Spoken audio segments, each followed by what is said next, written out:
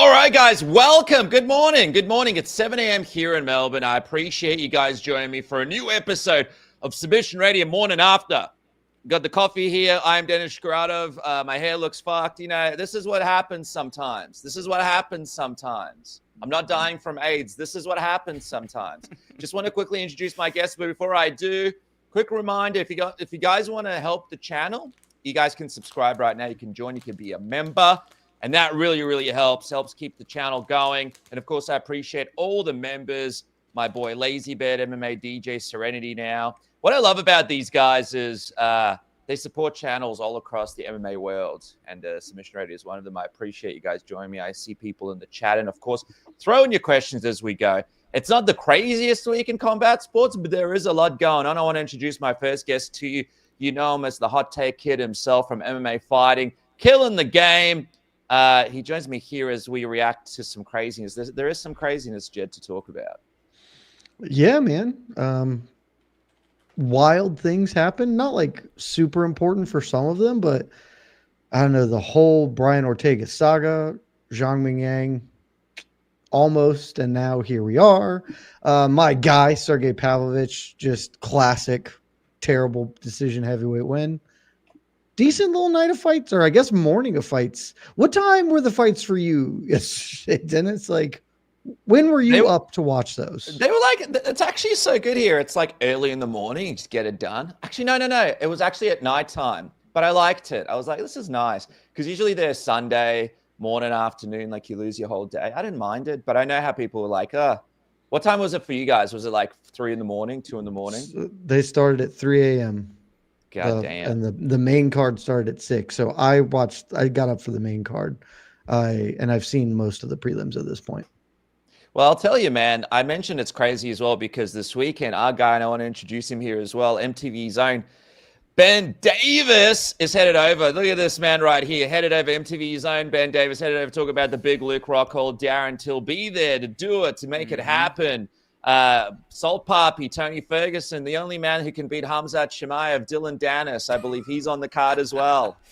Yeah, no, it's 10 fights in total, 1 mixed martial arts bout, and the rest pure boxing. I love this main event. I think that this is one where every combat sports fan can just come together and go, that's a damn good fight. Darren Till, Luke Rockhold squaring off in Manchester. I'm all for it, Jed. Hopefully that one, that wets your whistle a little bit, right? I'm actually kind of like, I have always sort of liked Misfits. I've certainly been like the Misfits guy at MMA Fighting just because I think not everyone's a winner. I don't think you can say that, Ben. But I'm, like working for them, you probably can't be like, yeah, sometimes the shows aren't the best. But I've always like been down. I've been a Salt Poppy guy since day one. So never heard that before. Like that fight I'm actually like oddly intrigued by Salt Poppy versus Tony Ferguson. And the main event, these two dudes have done a good job of selling it. I have no idea what to expect, frankly. So I am genuinely kind of looking forward to Misfits on Saturday. Well, I'll tell you as well, guys, before we get into it, Oscar Willis joining us in about 10 minutes as well. Ben was very kind. I'm like, what are you doing? He's like, I'm going to go get a haircut. I'm like, come on here first, and then let's talk about it, and then we'll let you go. Before we get into it, fellas, I gotta quickly ask about this whole Salt Papi Tony Ferguson thing. Like, Jed, you mentioned how you are a day one Salt Papi guy. I had no idea who this dude was, but then I had to look at his highlight reels, right? And I'm like, oh, no, not our Tony Ferguson. This is not what we need right now. Like, are we, like, Jed, I know you're a day oneer, but, like, are you prepared for what might happen to our guy Tony here? Like, this might not be good. Oh, it's gonna happen to your guy, Tony. Tony Ferguson, never been my guy. Salt Poppy, always been my guy. You can go check like way back on MMA Fighting. When influencer boxing was first happening, I was like, I'm pretty sure Salt Poppy is the best one of these people that's not like Jake Paul. And I mean, he's actually like continuing to improve. And Tony Ferguson has lost 8 fights in a row. It's probably going to be really bad for Tony, frankly. How do you hide the crying when you commentate this, Ben? Like, how do you hide the tears? I'll have to cry before and after. Look, let me make a case for the young 42-year-old Tony Ferguson. While he is riding an 8-fight losing streak, it is important to contextualize that a good chunk of the recent losses are because of grappling, right? Things that go down once the fight hits the canvas, and that's not going to be a factor on Saturday night. There will be no grappling. There will be no kicks. So it really is just going to be two fists that Tony has to watch out for. And when you think about what has flatlined him in the past, it was a big boot from Michael Chandler, right? Tony's chin, I would say, isn't the worst of all time in this current moment. He's had a lot of periods on the shelf to recover ahead of this. So I don't know. I think that Salt Papi has an aura of invincibility, which is great. He's a very chill guy. He is a damn good boxer. But let's not forget he got knocked out by Slim, an influencer boxer. Let's not forget he got decisioned by Bellator journeyman Anthony Pretty Boy Taylor. So when you think about the level of Tony Ferguson's experience relative to what has defeated Salt Papi in the pretty recent past, I don't think this is the wash that many have characterized it as. Now, if Salt goes in there and cleans his chin in 2 minutes, will I be shocked? Maybe not so much, but this is more intriguing than I think people make it out to be. I love Ben. He's just like, listen, I'm gonna put on my professional hat here. There's a laser on my forehead right now. Hey, what about Dylan Dennis? What's he doing? Yeah. Who's he fighting? Is he fighting? Yeah, so he's competing on this card. It's, I believe, a title fight against Warren the Mechanic Spencer. Now, Warren Spencer, a very fun personality, incredibly nice dude when the cameras aren't rolling. But he has that chip on the shoulder. He's got this Andrew Tristan Tate connection and the Macho Machismo Man, which candidly doesn't do it for me, but the kid's a pretty competent fighter. I just don't know what his ground game looks like. I've seen some offensive wrestling from him in the lead up to this, and man, it leaves a lot to be desired. So I hate to serve you, a analysis in this manner, but I do believe Dylan is going to do whatever the fuck he wants on Saturday night. All right, well, it's going to be interesting in the main event, right? Because this is the thing I'm very interested about. Luke Rockhold in boxing. Like, the guy he's been sending me SMSs of him, in the sparring room. Nothing like that, you sickos. No Conor McGregor ones. No dumbbells. Not those kinds of dumbbells. You sick fucks. But no, he has been sending me lots of different types of images of him training, and he looks like he's in great shape. His diet's crazy. He's got the blonde hair. But of course, he's taken so much damage, Jed, in his career. And Darren Till is known for some of his striking. Do you think Luke Rockhold might be able to surprise us before I go to Ben for a little build up on this one? I think this is just perfect matchmaking is what this is. Because, if you had done this a year ago, I might have been like, well, okay, Darren Till's definitely going to win this fight. And he probably still is going to win. I'd put him as the favorite. But then, it's not like that Darren Stewart fight really left you thinking, Darren Till he's just an unbelievable murderer out there. Luke Rockhold, I believe to you, actually, Dennis, was like, yeah, boxing is the thing I've done the least in my career or whatever. And that's why I'm in love with it and want to do this. So it's going to be kind of weird, but I sort of feel like it's a perfect matchup because I can see Luke Rockhold just actually being at least competent enough because Darren Stewart was competent enough to hang with Darren Till. So again, is this going to be for everybody? No. Is it for me? Kinda. Yeah.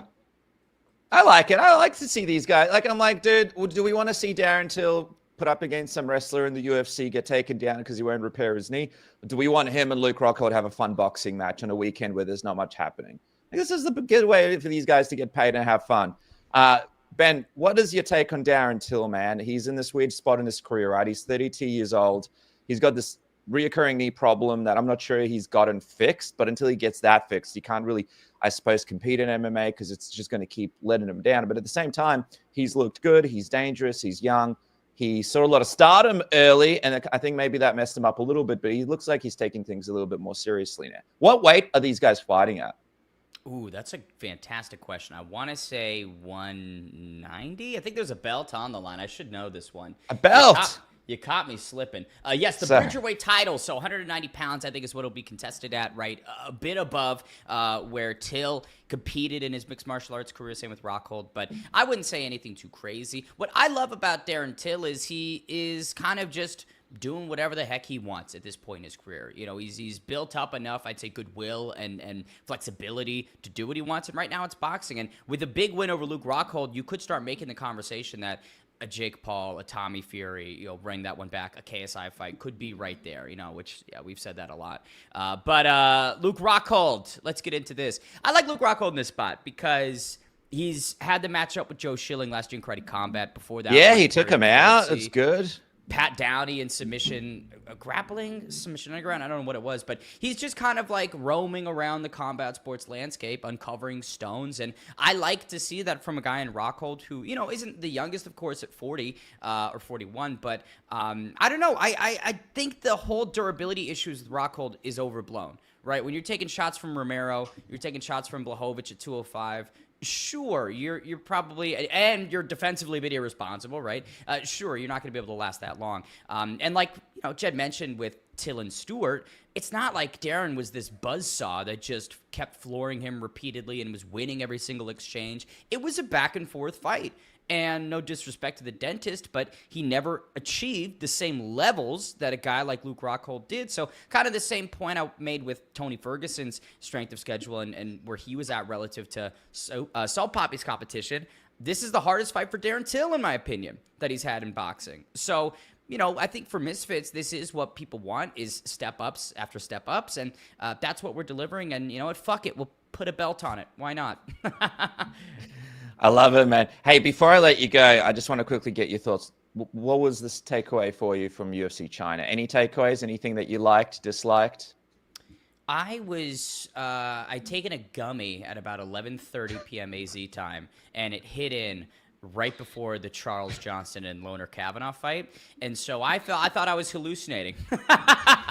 Getting another vintage energy, shutting down a up-and-coming 125er prospect. No, it was good. You know, I think it was time for the American audience to get that taste of, you know, midnight shows and the European experience for MMA. Big disappointment, I'd say, in the main event for Zhang Mingyang. You know, this is your opportunity, man. And unfortunately, if you're getting blasted by Johnny Walker in Big 2025, that causes a lot of concern and, you know, leaves a lot to be desired. Jed, I'm sure you have more of a heated take on it, but losing to JW in home territory, right? This is your big step up. That's not good. I mean, it's tough, but like, I don't use the word fluke a lot. And I don't think like that's not a fluke. Johnny Walker won. They fought 10 times. How many times do you think Johnny Walker's won? Like he threw like one perfect leg kick that just kind of caught him. You know, and that's just sort of weird. I'm willing to give him a pass on this one. It would obviously, his career he was set to get launched into contention with a win. And like for the first 5 minutes, thought that was happening. So mostly I'm just like, good on you, Johnny Walker. Look, you know, he changed camps and I have caught just an incredible amount of shit for suggesting maybe Aaron Pico might want to change camps from Jackson Wink. Be like, I don't know, maybe try something different. And look at Johnny Walker doing it. And suddenly he gets his first win in some time. So, like, mostly it's just shout out to Johnny Walker. I don't know what this does for him, but a loss would have been pretty bad for him. And now he's still in the mix, as it were. Yeah, it was a weird night in China. Hey, just quickly, Ben, before you go, I got a friend here joining me. You recognize this man? Oh, my Look at goodness. this. I see him every night when I go to bed. He's in my nightmares. Like two ships passing in the night. And he, Oscar, he's off to the UK to do the bigger Till Rockhold fight. Any messages for him before he goes? Man, I'm actually sad. I would like to have gone myself, but CGI this weekend means I can't. Yeah. But I'd like to have gone over. That's this weekend. It is this weekend, yeah. So it should be fun, man. I think Tony is going to lose to Salt Pappy, and we'll all have a little internal thought about that. But Luke and Darren will be good. And also, Darren's been on fire with this promotion. Luke's a very easy guy for Darren to bully. So it's been like good. I disagree with that. See, look, when you beat a guy in Anthony Taylor who's coming up 20 pounds from his weight class, you beat a journeyman in the dentist Darren Stewart. To me, that doesn't create this precedent that you're going to walk through a former champion, Luke Rockhold. You know, I just don't know how much like Luke actually trains these days. I feel like Luke That's fair. Kind of like just stumbled. He's too busy dyeing his hair, man. He's too busy hitting the blonde, the Charles. He does crazy diets where he's like, I haven't eaten in 7 days. I'm like, oh, you should probably eat. Anyway, there he is. That explains the way he talks. Yeah. Hilarious thoughts. Ben Davis, have a fun trip over there, man. Of course, MTV's, the challenges. You're killing it on there. I appreciate you, man. And we'll catch you afterwards. Get all the goss from the scene. Thank you so much, my friend. No, I cut him off as he was saying thank you. But he is a legend, and I look forward to seeing how he does it. Hey, guys, let's get into this because obviously there's a few things happening in the world of MMA. I want to share some footage with you because we have had a lot of people asking about Rampage Jackson's son, right? Raja, I believe his name is.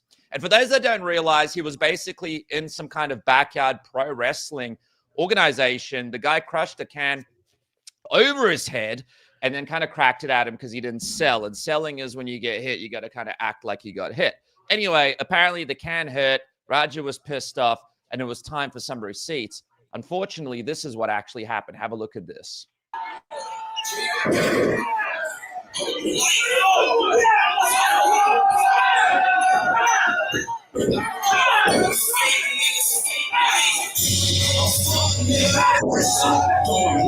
So for people wondering, Rampage also had a take on it. This is what it was. He went to a pro wrestling event with his coach.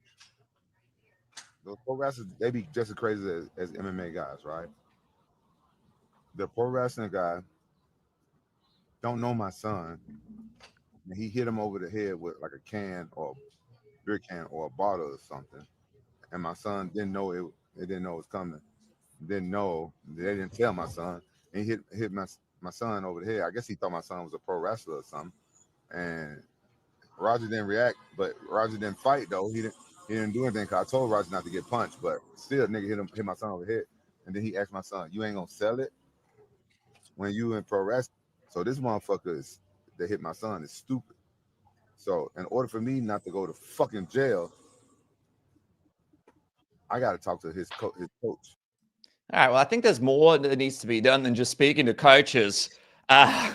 So, yeah, and just basically, for those that don't know, like, as a fun little hobby, I like to do a bit of pro wrestling myself. In those situations, you completely hand your body over to the person, and it is your responsibility to look after him. This guy was laying there, got about 20 punches to the face. Oscar, is this a receipt, or is this just an all-out assault here? Pretty much attempted. It's pretty much attempted murder, and actually the full... So I've been reading and watching all this all day. I basically watched the entire stream he did. What basically I think happened is he got hit in the head with a can. The guy then apologized to him and said, "Sorry, I thought you were part of the show." They shook hands. The guy apologized, a veteran, by the way, shook hands, apologized, squashed twice more. Then basically Raja's kick chat were basically calling him a pussy for not doing anything about it. And for the next half an hour, he got so worked up over it that on stream, he was like, "When I get in there, I'm hitting him for real. Watch what I do. You're going to see I'm going to fuck this guy up really bad." So premeditated then. Good for him. Well done for recording your own evidence. He gets in there, attacks the guy, struggled to be dragged off him. He then leaves and then still streams. And in the stream, he's like, "Yeah, that's right. I'm never letting anyone call me a bitch or anything like that. I'm not going to be treated bad." So again, admits to what he's done and is happy to do that. And then he's caught on the phone call where they tell him like the guy's not waking up, and he's like, "My bad." So pretty open and shut case, mate. Good job. This is what happens when you let people fucking stream their life. People start acting out weird because they have to make a fucking stream of them sitting in a restaurant entertaining rather than go home and fucking be with your family or something. But anyway, that's kind of besides the point. He's an idiot. It's insane stuff, Jed, because obviously this guy was just like, all right, like, I'm just going to lay here and blah, blah, blah. And he got 20-something punches to the face. And now I don't know what's happening with him. Obviously, you're a sex lawyer. Tell us what happens next. He's going to get arrested. I think somebody's already reported that the cops are like looking into the incident. he's gonna get arrested and he is gonna go to jail. Like that's just what is going to happen, and probably what should happen, right? Like to the best of my knowledge, because I was looking into this all morning, Oscar has like exactly gave the right timeline of events here, and like none of what happened is then acceptable behavior, right? Like to do it for almost any reason would be unacceptable behavior, but then to sort of unequivocally give your reason as people on the internet will think I'm a pussy was like the worst possible excuse. And like Rampage out there being like, this guy hit my son in the head. Okay, but there's like a pretty clear time. It's not like he hit your son in the head and then he clocked him. And this was a crime of passion, right? Like he hit him on the head. They apologized, squashed it, and then the internet called him a pussy. And he was like, well, can't have people I don't know think I'm gay or whatever. So I have to go hit this dude, which is just like the most fucking incel psycho shit of all time. It's terrible. I hope that per some reports, it seems like the Stuart Smith, I think his name is at least like okay. And I hope that he remains so. But yeah, man, like maybe if you squint your eyes and he clocked him one time, you could be like, okay, that's some get back. But like, I don't know the word, like what would have to happen for me to punch an unconscious dude 20 times in the head, but it certainly wouldn't be the submission radio live chat called me a pussy. Yeah. Dude, it's insane because like basically with these receipts, right? Like you throw them through the match, but you don't hit someone in a way that they don't recover from it. Like the match goes on and you might lay in something stiff. You don't hit someone in the head 20 times and they're laying there like this and basically potentially take their lives. And it's just insane. Like, yeah. That's like something you used to see on Live Leak. Do you know what I mean? Like if you want to, like the whole receipt culture is kind of like being referenced by people who aren't even in wrestling. They're just like, oh, well, there's kind of a receipt vibe to it. Not really, bro. You fucking hit him one time because they hit you one time, maybe. This, like, he was knocked out from the slam. All right, if you want to give him a receipt, you'd maybe crack him another 2 times. He's punching an unconscious dude in the head as hard as he can over and over, and then is dragged off him trying to get back to him. It's like, you know, it's just it's literally, in my opinion, a vicious assault or attempted murder premeditated. It's just fucking nuts, to be honest. Crazy. Yeah, insane stuff. Hope he gets better in your Rampage, who, by the way, had done some pro wrestling himself. Should know a little bit better as well, and his son as well. And also, yeah, the whole receipt thing's just ridiculous. Man, people have like kicked me in the face, dropped me on my head a number of times. I think like I tore this bicep. Like you just get hurt doing the pro wrestling shit. Like just fucking toughen up. Did you know I went to midget wrestling last night? Oh yeah. I saw a midget wrestling show. Yeah, it was good. Someone tried to spike my drink, not one of the midgets, but some random guy was trying to fucking get me. But it was cool. I enjoyed it. Not the spiking. But I was going to say, did you enjoyed the motley that was slipped in your beverage? It was good. But it's those shows are so funny. They're so un-PC. Like it's like they really lean into like the guys' entrance music was the Oompa Loompa theme tune and stuff like that. I loved it. They do a package where you can be the referee. I'm paying like $300 to do that next month. For sure. Dude, that'll be awesome, man. It's so much. Hey, just quickly, speaking of referees, fellas, I just want to quickly get you, and Jed, I want to go to you first on this. Herb Dean, right? Copping a lot of heat from the MMA fans. They're not really feeling him, Jed, right? After UFC China, another performance they don't really agree with. What is your take on this? Like, I see people online really coming for Herb Dean. Do you think it's warranted? Do you think people are over exaggerating over China? What's your take on Herb Dean for me and Oscar? Herb Dean hasn't been a very good ref in a while, and that's like to be expected, frankly. I want to blame Herb Dean for not being better, but like Herb used to be a good ref. But like I gotta tell you, if I had total job security, I would suck at my job too. Like nothing can happen. I never have to answer for any mistake ever, and I'll always have my job. That is not a recipe for long-term success. Like what? The only ref that anything has ever happened to is Mario Yamasaki, because Dana one time was like, I don't like that guy. And that's so as long as you don't piss off Dana, you get to be a ref forever. Not only that, you don't ever have to answer for your fuck up ever. Like maybe once in a blue moon, like Herb Dean will go talk, like, here's why. But mostly it's just like, well, on to the next one because there's another event next week. So yeah, like if you have an issue with Herb Dean, your issue is actually with the fact that there's zero accountability in MMA reffing whatsoever. Yeah, and that extends to the judges as well. It's kind of a bigger picture, but Jed's right. And actually, something that I thought about as you were talking there, like they use the same referees because the referees are experienced. So you got like Mark, Jason, and when was the last time you saw like a new guy come up and be regularly used? You know, so and to your point, the job security is there for them, which I'm not like trying to take away from them, right? But it does prove your point that like they can fuck up and it's not an issue 30 minutes later. You know, it's like over. But they're already reffing the next fight by that point, you know?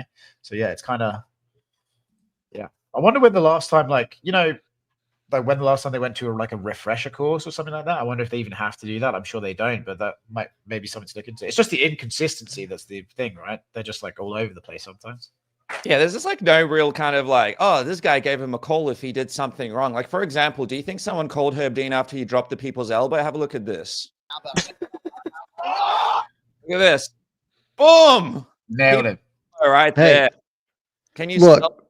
That's not good. I'm not here to like. That's unfortunate. At least he was getting in there. The people in the Raja Jackson thing, they were just like kind of lightly trying to grab this dude attempting to murder a man.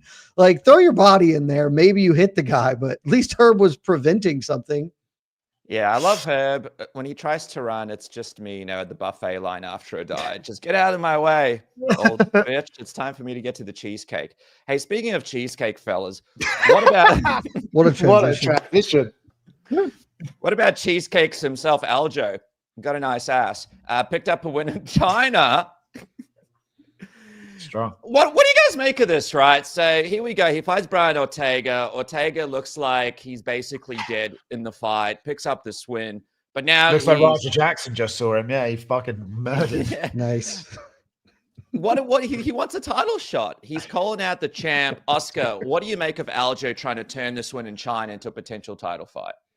I was thinking about this yesterday, whenever it was.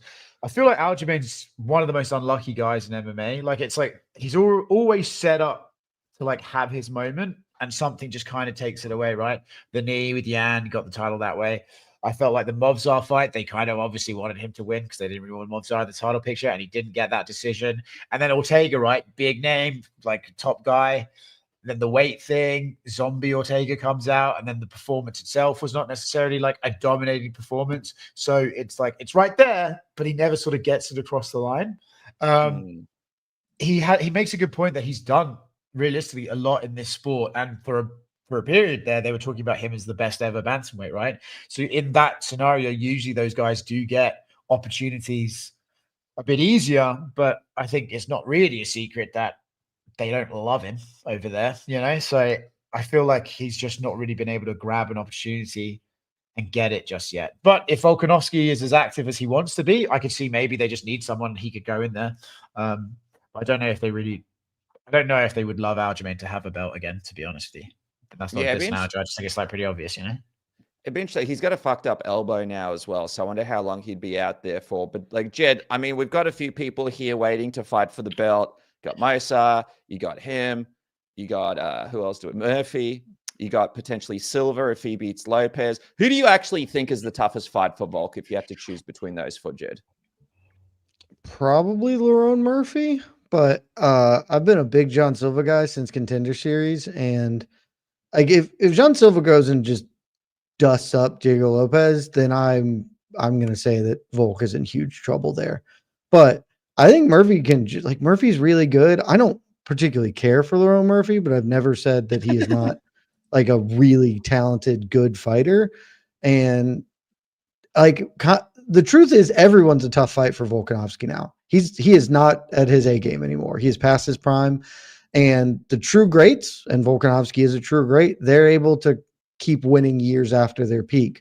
Like in hindsight, if you go back and look, you can be like, well, Anderson Silva probably was like starting to decline in the middle of his title reign, really. You can like start to see some things fade.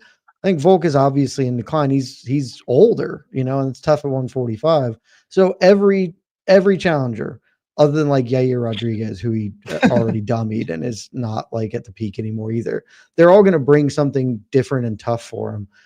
I'll go with Lerone as the most difficult one, but I think Aljo could bring some stuff that would make Volk have some troubles. And if Jean Silva beats Diego Lopez, then I think he's also a huge problem. It's interesting because obviously Aljo's losses to Mosa, and Mosa's disappeared somewhere. We don't even know what the hell is going on. Like Oscar, obviously Aljo needs to pick up at least one more win, right, before we start talking about this. Yeah, I think obviously it would seem like Lerone's nailed on for the next one, right? So then there's got to be at least one or two more fights for these guys. Jean Silva winning in dominant fashion would be interesting. I think they probably would skip him forward. I think he would just fight the winner of Lerone versus Alex. So then you could do Aljamain versus, I mean, they've already done the Movsar fight, right? But maybe do Aljamain versus Yair. Like Yair was right there, thought he was getting the title shot. That's what happens, though. These guys like get a promise and then they just fucking disappear, and then the sport moves on. So maybe you do Aljamain and Yair and then those guys. But even then, if Jean Silva wins, you could still see them being behind him. It's quite a convoluted pile at the top of featherweight, which is good for the division, but not necessarily good for Aljamain, you know? It's someone like John Silva will always get a title shot when he's doing crazy knockouts before a decision win over Ortega, you know? So, yeah, you got to cash in on that guy. What about Mossad, Jed? What are we doing with this guy? Look, Oscar was like, I'm not sure they want Aljo to have a belt, and I agree. I think it's pretty clear they don't want Mofsar to have a belt. They don't even want him to have a Aljo's shot. like Conor McGregor to them, you know. Yeah. They don't want Mofsar to get a fucking fight. Keep this dude, as long as he doesn't, if he fights, he might accidentally win the belt, and we don't want that. It's pretty clear he should be the dude fighting Volk in December. I don't know if that's possible. There's been some talk that he got injured, etc. But it's clear that he's probably not going to be the guy fighting Volk in December. And so he'll probably have to fight somebody. And like, now it is weird because Aljo would make sense, except for the fact that he already beat Aljo. Yeah. And so is it that Movsar has to fight John Silva next spring and hope? Like they're just hiding him from a title fight, which is categorically insane. And he's not doing himself any favors. Like, there's a way to go about this. He's not doing it for some reason. Yeah, it's crazy. It's like no one knows what's wrong with him, right, Oscar? It's like we don't know what the hell's going on. And as far as we're concerned, it's been like a couple of fights now, or a couple of moments now that Mossad couldn't fight. We don't know how bad it is. He hasn't spoken. He hasn't called anyone out. No social media game. Yeah. Like, he just kind of disappeared. And that, like, in fighting, that just doesn't really work for me, brother. Well, I had heard he was sick, but not like seriously sick. So they were going to just push the fight back a couple of weeks. And then I think it was like, oh, okay, you can't actually make 2 weeks. He's still a little bit sick. So then they moved on with Pico and Lerone. But I think like probably the UFC is just taking it as an opportunity to be like, you couldn't make the fight, brother. We like, sorry, you're back at the bottom of the pile, you know, like that's what they're probably doing. We offered you a fight. Now we can hold to offer you another one for 6 months. Yeah. So sure. I suspect you won't see him for a while. I mean, if I was Movsar, let's say it's Alex and Lerone in December, you've got to get on that card, right? Try and reinsert yourself in the position. Not that they'd be willing to acquiesce that request necessarily, but like he's really tough, and it's tough for him. Like his style, his obviously Russian demeanor, like the language barrier, blah blah blah. He's just never going to connect with the fans. So you basically have to force your connection to them by just activity, and he's not even active. So yeah. Not exactly. And he went from having to fight Aaron Pico to now potentially like having to fight some killer in the division once again. Poor right? Aaron. Aaron could have done all right against Movsar. You don't know. Yeah, Aaron is. We're not going to see him for a while. We got Pitbull. We got who else do we have in the division? Yair. Who are we booking him against? Jed. I mean, it's probably Yair. The way things are shaking out, it's maybe Jean Silva. If Jean Silva beats Diego Lopez, like it's one of those two. The UFC's like, put him up against Benning. God damn it. Put him up. Yeah. It's, I mean, I don't, he's got a fight at this point, and it's kind of ridiculous, but I guess it's Yair, because like, who the hell else is it going to be? Like, Pitbull's fighting. Pitbull's booked against Keita. Like, he's And also, like, if he wins that, I don't know that you do that anyway. So I think it's just got to be Yair. I don't know if Yair would take that fight, to be honest. Yair's not shy of being like, Yeah, just be like, I don't want to do it. Yeah, like he might not too, which is just like, well, then what the fuck are we doing? Yeah. Dude, and can you imagine? Like, I see Volk holding onto the belt for the foreseeable future, but in the tiny little off chance someone seems to beat him, like Yair's probably like, all right, I'm ready to go. You know what I mean? Like, why miss out on that opportunity if like there's some kind of Hail Mary from Silver or something crazy like that, and he becomes champion? You got like a Silver Yair fight or something crazy like that around the corner. Speaking The of exact crazy, opposite of Movstar, of like, I will sit out and maybe I'll get gifted a title fight versus I can't get a title fight through fucking crimes. There's no way to get one. hey, by the way, we got gifted a face-off for BKFC that our friend Oh, Oscar Willis moderated. And one of the funny things that we picked up, or interesting things, is Jeremy Stevens turns out to be a rapper. Have a look at this. The rap song. What is it? Pop face down. Come on, you know it. You love it. That's hilarious. I haven't listened to it for longer than 10 seconds. It's face You never down, know, cheeks clapping, or some That shit. song's hot on Spotify right now. It's rappers really like talk about this life. I really live this shit. Cheeks clapping. It's a little homoerotic, though. You know, Why, is it your first song? No, I got another one called. It's called Rip Rude. It's coming A out. long time ago? No, No, so it's- these are your first ones. Yeah, At yeah. 40 years old, you decided to No, start. I used to rap battle back in. He's Whoa. so good. I mean, this He's is so amazing stuff. unintentionally fucking. I love funny. Oscar there, like trying to keep it together when he's hearing all this. Jeremy Stevens, it turned that place into the shelter, right? I don't know if he was wearing a new bra or a tank top or whatever the fuck Eminem says. Oscar, how impressed were you with the beatboxing and the lyrical abilities of one Jeremy Stevens here? I was certainly appreciated the effort by him. I'll say that. To be honest, like their vibe was pretty funny. Like, so Jeremy did say in his rap song he was going to leave cheeks clapping, and then so both of them kept saying like increasingly homoerotic stuff. Like throughout the day, they would like try and outgay each other basically until one of them reacted. Yeah. You've never played that game, Oscar? Don't act like you've never played that game. I thought Ben. No, and then so but then at the end they did a face off and Mike goes, I'm gonna be inside you. How does that sound? And it's just like, let's okay. Yeah, but it was good. It was a good vibe. It's funny. It's I the mean, Key and Peele sketch. Have you ever Yeah, seen it was, the- that's exactly what I was thinking of when they were like, cheek clapping. I'm gonna bend him over and fist him. It's like, okay, not even blurring the Fuck line. you right in the ass. Who do you guys think is a better rapper, Jeremy Stevens or this guy right here? If you put up Bryce Mitchell, I'm gonna fucking throw something through this goddamn screen. Oh no, Jesus. I'm so done with you, but I'm still in love with you. Yeah. Oh, falling in and out of love, in and out of love with you. Yeah. Look, credit to Tyron Woodley for having the balls to do that. I 'cause Is this that- the collab that we've been waiting on our whole lives here? I don't appreciate his effort. Oh shit.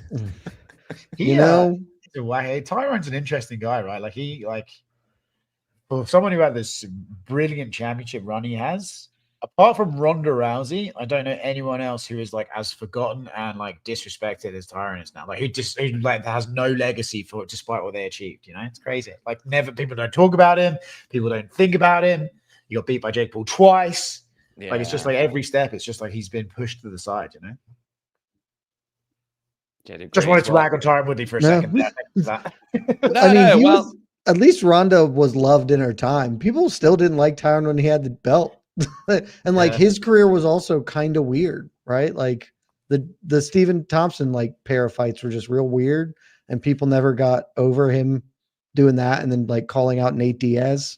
Yeah, which was really that was a real big fuck up on his part. So I remember when he beat Robbie Lawler, who was obviously beloved. It was a crazy knockout, the last time he ever threw the right hand again. But then, like, he won, and then he immediately called for a fight with Nick Diaz, GSP, and I think everyone was like, "What?" So yeah, I think, yeah, he was quirky. Another one Dana hated. His biggest fumble was at that press conference. So I was trying to get something going with Conor McGregor, and Conor McGregor was trying to get something going with him at the early weigh-ins, and then this idiot's just like, "Oh no, Conor doesn't want it, dude. It's your biggest paycheck, you idiot. The guy's up on stage. Just say I'll fight him." God damn it. What are you doing? Without getting into like the nitty-gritty of this particular subject, I saw an interview Tyron did the other day where he was like, I never wanted to be like the guy who brought up race and stuff like that in my career. It's like, well, I remember you standing at a fucking press conference, all you were saying was Black Lives Matter. And so I don't know where you've suddenly conjured up this image that you didn't do that, but that's besides the point. I think he's just has a very strange recollection of his own career. I remember it was in open workouts and he was telling the crowd what to chant when he came out. He's like, all right, guys, when I come out, you guys yell this and then this. Oh, all right, you ready? Let's go. And then really he came out and no one said anything. It was really rough. I think tough. it was in Madison Square Garden. Just quickly, he does have another take here. This is through MMA Junkie. He believes that JDM wouldn't have been a champion in his era. He can think of 10 people in my division at the time that I was a champion that would have beaten him. Man. Tyron Woodley, no love for JDM. Jed, what do you make of this take from Tyron Woodley? It's probably wrong, but like he might be right.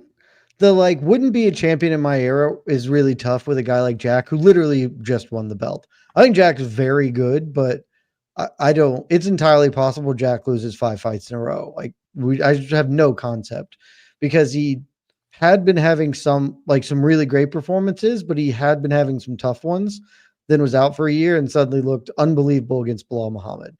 And if that's just who Jack is, then Tyron's obviously incredibly wrong. He's definitely wrong about there being like 10 dudes that would whoop his ass.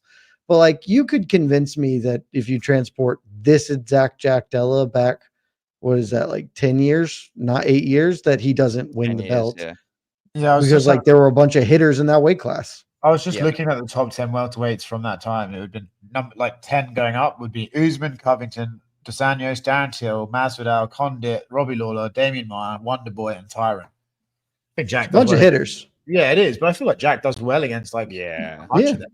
There's some guys who for sure, like Robbie Lawler in his prime, fucking tough fight for Jack probably. But Robbie Lawler's prime's a tough fight for fucking anybody. So. Yeah.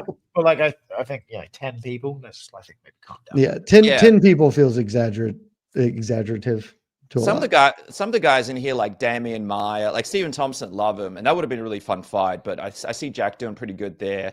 Darren Till would be an interesting one. Robbie Lawler, like you guys said, Kelvin Gastelum, he was pretty dangerous back then at welterweight. But again, Don Hong Kim, Rory McDonald, Carlos Condit, Josh Koscheck, Jake Shields. I don't know. Even look at the top 10 right now. Those are some bad boys, Jed. I think speaking to Jed's point, we kind of don't. I suspect that we're going to realize Jack might just be pretty generational talent. I think he had like some quirky matchups. I remember the Kevin Holland fight being a bit of a wash, and everyone kind of judged him for that. But I suspect like healthy, uninjured Jack might be pretty good. He just looks like he's got such a well-rounded game and great boxing. It's like the Islam fight, super intriguing to me. So I think he might be good. But to Jed's point, I don't think we actually know where he is yet. Yeah, I mean, look, he's 28, dude. He's 28. Like he just hit his athletic prime. So like, again, I'm kind of open to the idea that like maybe he's not there because like it is the Kevin Holland, Basil Hafiz, like those pair of fights. Nobody fucking knew who Hafiz was, and Jack like damn near lost it. And then like following that up with Gilbert Burns, who he was losing that fight until the very end. That's like a tough stretch. So I can see being like, I'm not sure this guy would have bit in my day, especially old men or my day. For things so much more difficult back in my day. So like, I get it. 10 is incorrect. And also we're not at the best part of Jack Della's career yet. Well, this is the interesting thing, right? Because now we've got Islam Makhachev likely next. And then after that, potentially Kamaru Usman and a couple of others. If Jack is able to complete all these quests, man, that's going to really throw him up there as one of the better champions of the welterweight division. Of course, GSP is the best of the best. You got, Matt Hughes and all sorts of other ones, but this would be an incredible run back-to-back if he could do it. Hey, just quickly, what is going on with that fight? Do you guys still think that's going to happen in November? Like, Oscar, are you still hearing rumors of this November thing happening? Or I think this is not necessarily through anything that I know, but I think I'm curious to see if maybe the Paramount deal getting done has changed their plans for the last 4 pay-per-views. Like now maybe they're like, fuck, we've only got 4 more pay-per-view paydays. Let's actually stack them as much as we can. So I'd be curious now if you might see some title fights getting moved around, and maybe you do get Jack and Volk on the same card or something like that. For me, I suspect Islam and Jack does end up in MSG just because you can charge more money for it, for Islam moving up, fighting for another title, and it's a good gate. But I'd be curious to see, and I have heard some other fights in that card, but I suspect that's where it lands. But it is interesting to me that they haven't announced it yet. They got Maybe a few. you know what? Here's my new theory. I bet they announced it during Canelo Crawford. There you go. Oh, when is that again? Is that in a few weeks? September 13th. 2 weeks. Yeah. That would 3 be weeks. big.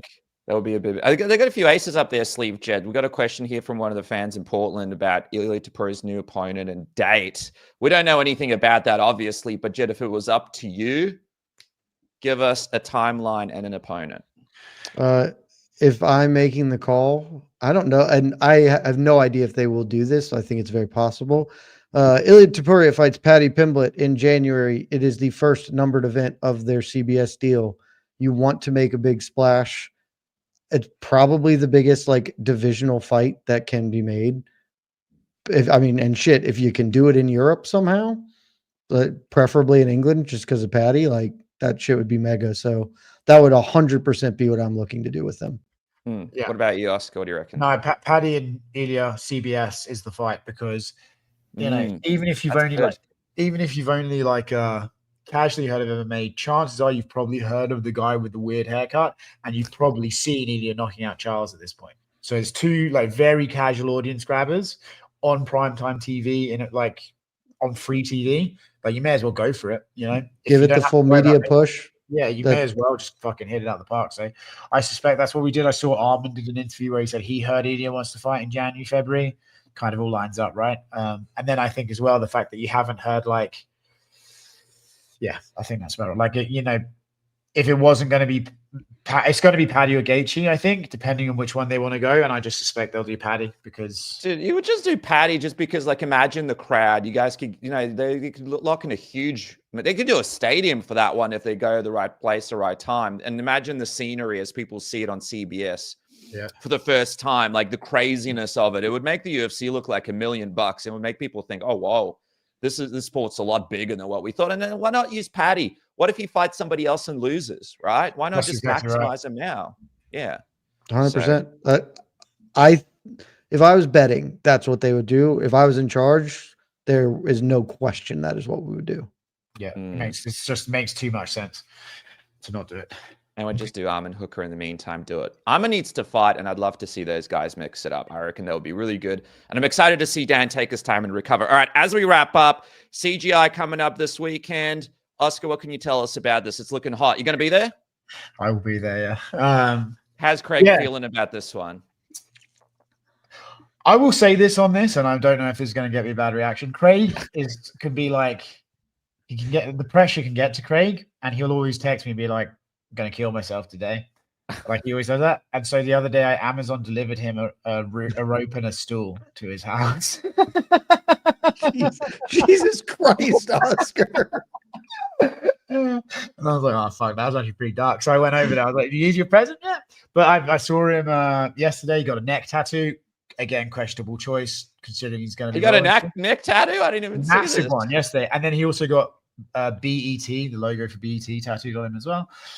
So he's, spiraling. But yeah, it's looking good. I think it's the whole trying to say jiu-jitsu thing. I've been around these guys long enough to know it's in earnest. He really does want to give the sport a push, and I think Craig is the perfect vehicle for that, even if he hates the attention he's brought on himself. But yeah, I can't wait. It's gonna be a great event. Dude, unbelievable. Make sure to check that out, guys. And Jed, as we wrap up as well, what is coming up on MMA Fight? You guys are you enjoying the new website now or still getting used to it? Still getting used to it. I didn't realize CGI was coming up. The first one was awesome, so I'm actually genuinely interested in the second one as well. There's nothing coming up because we're covering Misfits. Dude, how fucked is this period in MMA? I didn't realize. UFC fucking 320 is in October. What? Yeah, but I was talking to Mike Heck.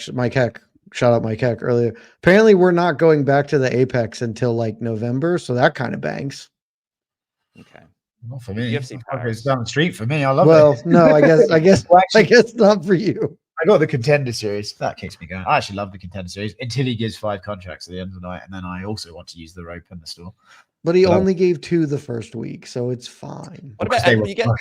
They got Because they were- you get? They got to get more they were Timu so Hulk bad. Hogan's in there, just cutting weird, like strange promos every single time, right? Like that's what we need. A bit of this, bit of that. I, Yeah. I, Laughs. What I was thinking is this sport needs more xenophobia. I've just come to the conclusion that right or Xenophobia, left, the Warrior cultural Princess. war stuff is so fucking gay now. I'm over any of it. Like bringing up the trans, bringing up the fat blue haired people, it's all fucking lame. Stop talking about it. It sucks, these people. God. I'm gonna take him in the ring and give him a receipt, brother. Roger Jackson style. There he is, Roger in Oscar there. Willis. Go on, Roger. And Roger Jackson's cashing in his receipt money in the bank. We got Jed What a Meshew professional. here. Make sure to check out the boys. Mac Life, of course, best in the game. MMA fighting.